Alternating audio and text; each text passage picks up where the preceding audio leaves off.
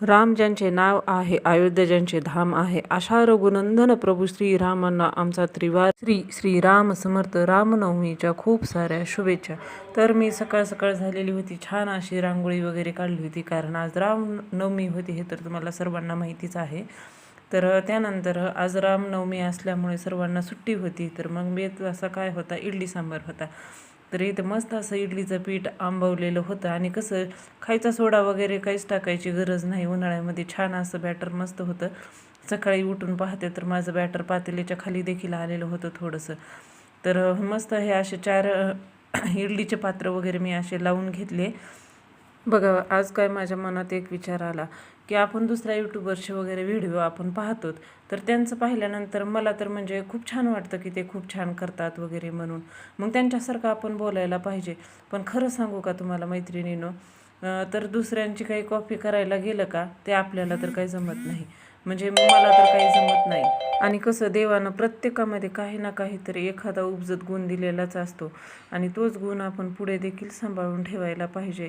तर आपल्या बोलण्याची लकब ही आपण दुसऱ्याचं पाहून जे बोलतो वगैरे काही करतो का, ते काही सक्सेस होतच नाही. कारण आपण जे बोलतो ना, आपण जसं बोलतो ना, ते जसं आपण रिअल घरात बोलतो ना, तसंच ब्लॉगिंगमध्ये तुम्ही बोला, असं मला तरी वाटतं.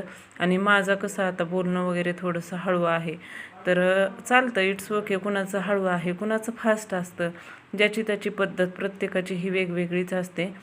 तर म्हणून आपण जर दुसऱ्यांसारखंच प्रत्येक गोष्ट करायला गेलोत तर आपले गुण आपण कधी दाखवणार आहोत. आपले देखील गुण दाखवलेला आपल्याला वाटतो ना, आपल्याला एक तरी चान्स मिळावा की आपले गुण वगैरे दाखवण्याचं, आपल्यामध्ये काय कौशल्य आहे ते दाखवण्याचं.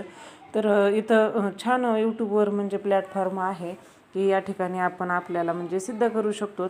आणि इथं तर यावर तुमचं काय मत आहे ना, हे मला नक्कीच सांगा. आता इडली तर करून घेतलेलीच होती, सांबार देखील केलं, त्यानंतर देवपूजाही करून घेतली.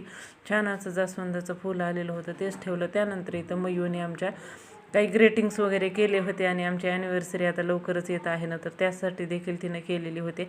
आणि ही क्रिएटिव्हिटी तिची सगळी स्वतःचीच आहे बरं. तिनंच सर्व केलेलं आहे. असं डायरी वगैरे, ड्रॉइंग बुक केलेलं आहे. त्यानंतर पेन्सिल ठेवण्यासाठी एक होल्डर केलेला आहे.